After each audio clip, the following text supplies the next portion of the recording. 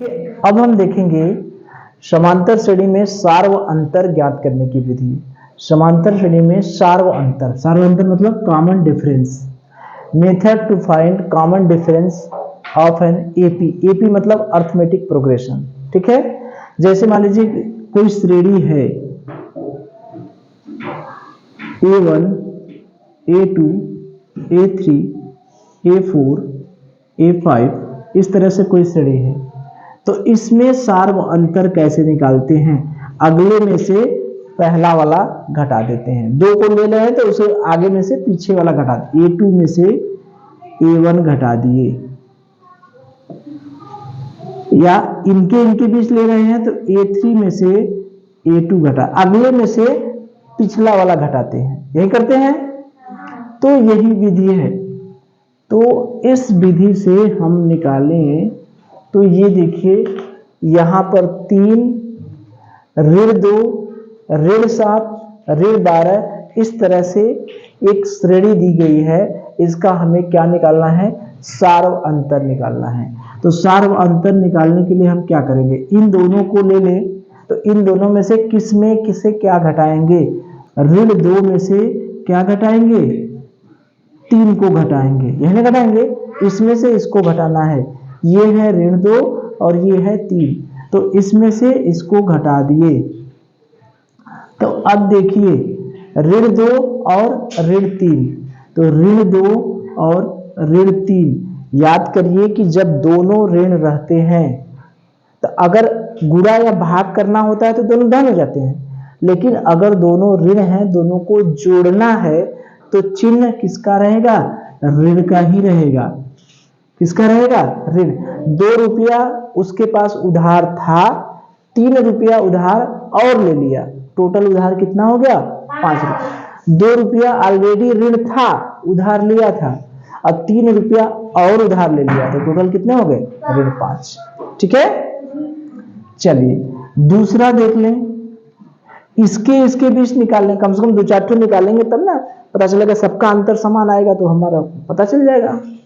ठीक है, तो यहां से देखिए -7, इसमें से क्या घटाना है? ऋण 2 को घटाना है। अब देखिए यहां पर क्या बात है।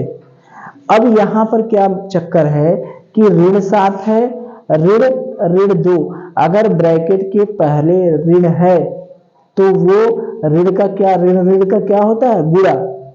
ये ऋण और ऋण गुणा होके क्या हो जाएगा? धन। जब ऋण में ऋण का गुणा होता है तो क्या होता है? धन।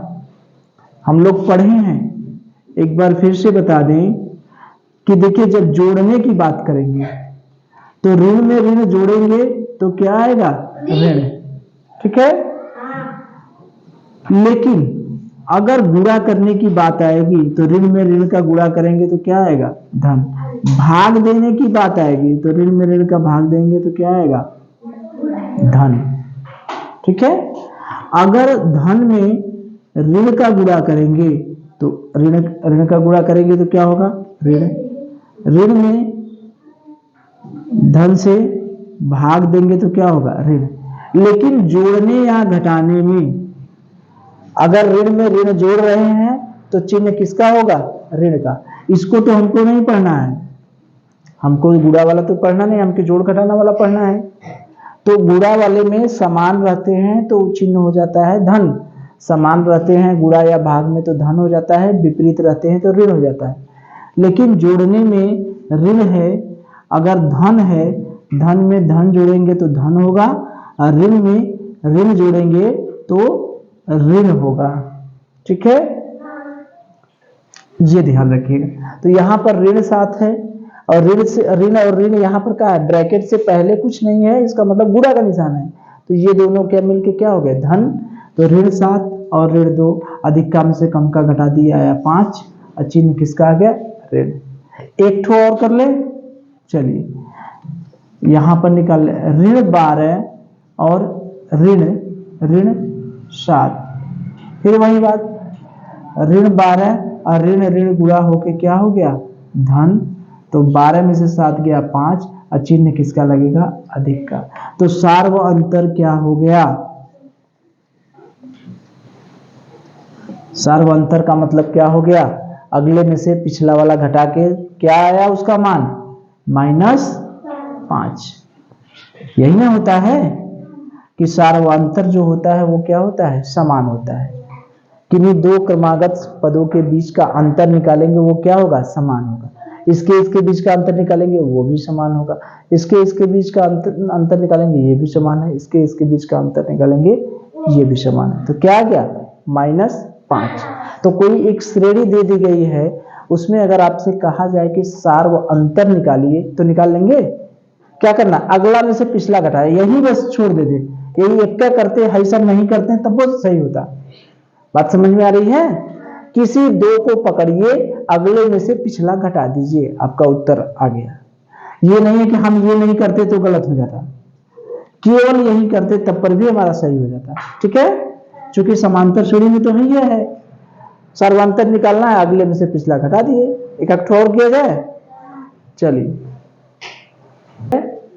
सबसे आसान कर रहे हैं। एक श्रेणी है 11 11 11 11 11, इसका निकालना है।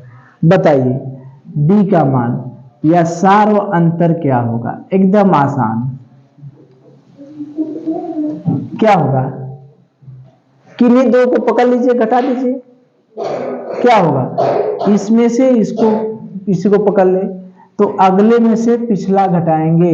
11 में से 11 घटाएं, क्या आया, 0। उत्तर आ गया, आ गया, एकदम आसान। अगर एक से 11 11 11 है, किसी को भी पकड़ लीजिए। मान लीजिए हम इसको नहीं पकड़ेंगे, इसको पकड़ेंगे, 11 में से 11 घटा दिए, क्या आ गया, 0। बात खत्म।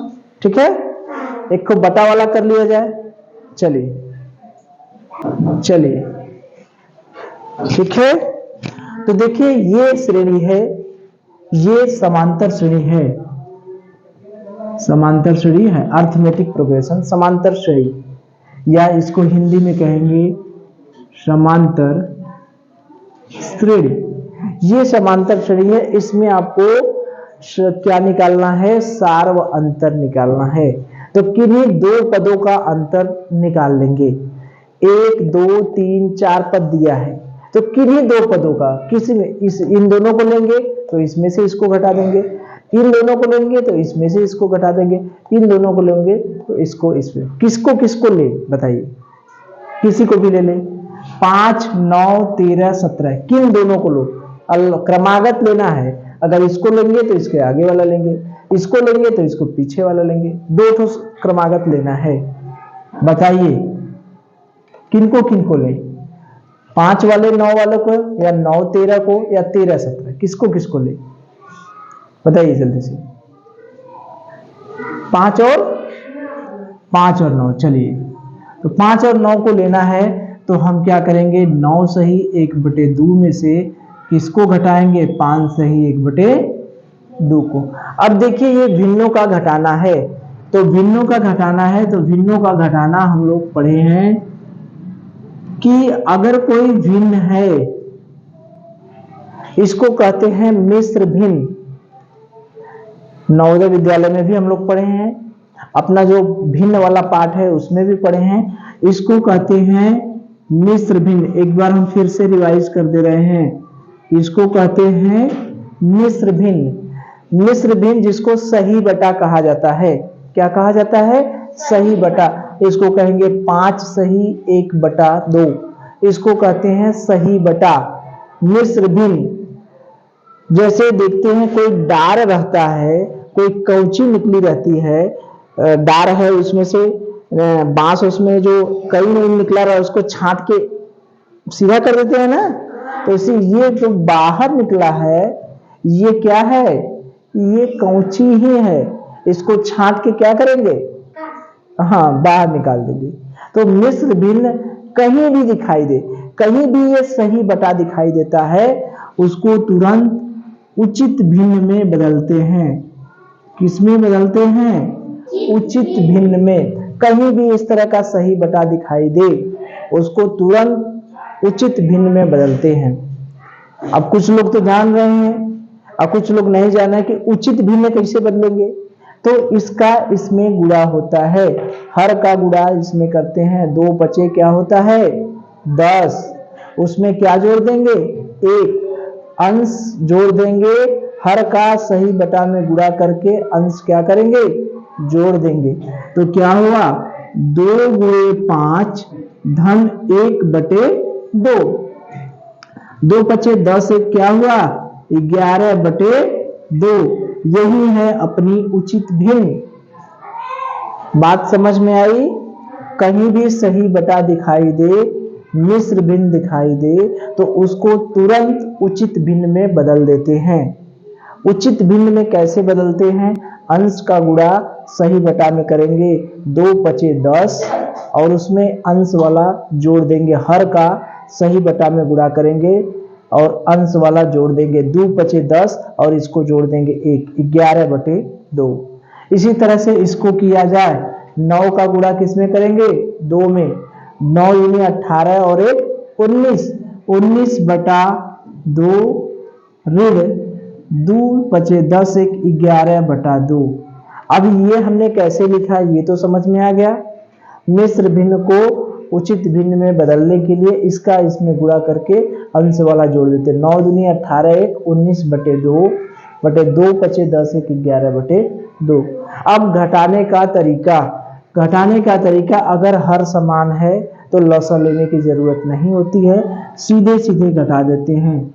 19 में से 11 घटा दिए बटे 2, 11 गया 8 बटे 2, 8 में से 2 गया कितना आया 4। यही हमारा क्या हो गया आंसर निकल गया।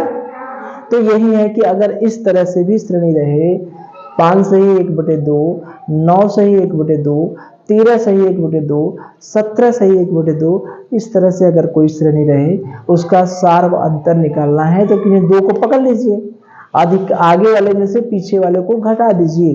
तो 9 सही 1 बटे 2 में से 5 सही 1 बटे 2 घटा दिया।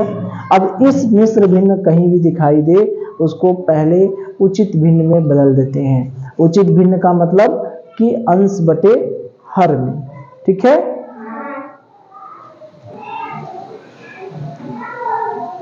तो ये 9 दूनी 18 19 बटे 2 और 2 बचे 10 11 बटे 2। तो कहीं भी ये मिश्र भिन्न दिखाई दिए इसे उचित या एक अनुचित भिन्न भी होता है।